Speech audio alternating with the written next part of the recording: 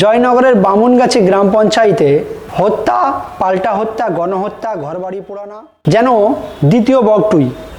গত বছর 2022-এর মার্চ মাসে রামপুরহাটের নিকটবর্তী বগটুয়ে যে বিভীষিকাময় কাণ্ড ঘটেছিল, উপপ্রধান ভাদু শেখকে মারার পর একটা পাড়ার 11 জনকে পুড়িয়ে মারা হয়েছিল এবং কয়েকটা ঘরে আগুন ধরে দেওয়া হয়েছিল, তারই পুনরাবৃত্তি ঘটল জয়নগরের বামুনগাছি গ্রাম পঞ্চায়েতে।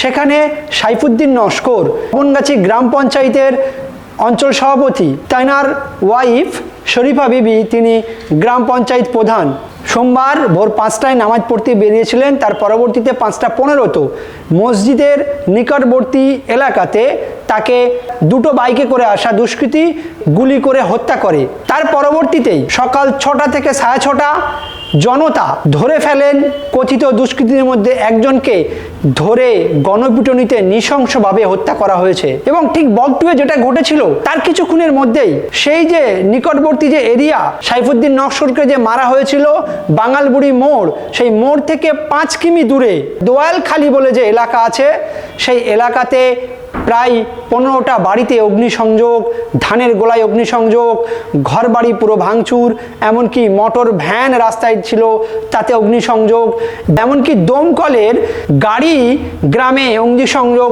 নির্বাহ করার জন্য গ্রামে ঢুকছিল, বাধা দেওয়া হয়েছিল। ঠিক বগটুয়ে যে কাণ্ডটা দেখা গিয়েছিল, পুলিশ প্রশাসন নিষ্ক্রিয় ছিল, ঠিক এই বামুনগাছি জয়নগরের ঘটনাতেও পুলিশ প্রশাসন 3 ঘন্টা পর যখন দয়ালখালী এলাকাতে ঘরে আগুন ধরিয়ে দেওয়া হচ্ছিল, ওখানে উন্মত্ত তৃণমূলের সমর্থকরা নৃত্য করছিল। ঠিক